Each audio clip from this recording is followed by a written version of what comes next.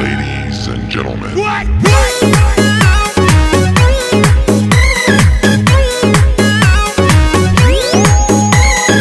अब तो तोहार जान हो गई शादी, खेले खाए के तोहरा मिलल आजादी।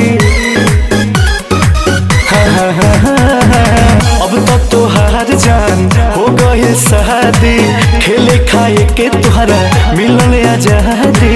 रोज रंगीन तोहर होत होई रतिया, दिनवा कटत होई जानी में। रोज रंगीन तोहर होत होई रतिया, दिनवा कटत होई जानी में, जानी में। बानी हम बड़ी परेशानी में, सुतेला भतार खरिहानी में। बानी हम बड़ी परेशानी में, सुतेला भतार खरिहानी में। सुतेला भतार खरिहानी में।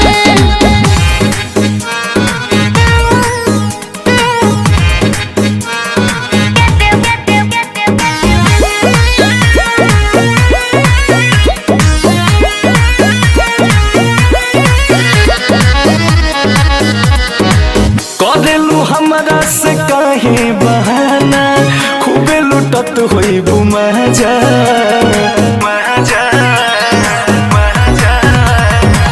जननी ना दूसरा से शादी रचा के, दे दे बुआई सन तू साजा। अब ही बलम तठे कल नइखे, दियावा के प्यार भेटल नइखे। हमारे संगवा में बचपन बीतैलू, छोड़ के गइलू जवानी में, जवानी में। बानी हम बड़ी परेशानी में, सुतेला भतार खरिहानी में। बानी हम बड़ी परेशानी में, सुतेला भतार खरिहानी में। सुतेला भतार खरिहानी में।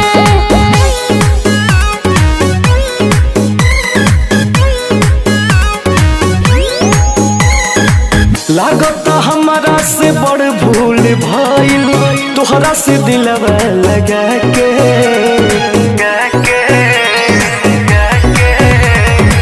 छोड़ के जान हमरा के गइलू, भइलू तो अंकुश रजा के। मिलल ना घरे मंजूरी हो, कुछ तो रहे मजबूरी हो। बोला कमन दोष बोस के बाटे, घोरलू जहर जिंदगानी में।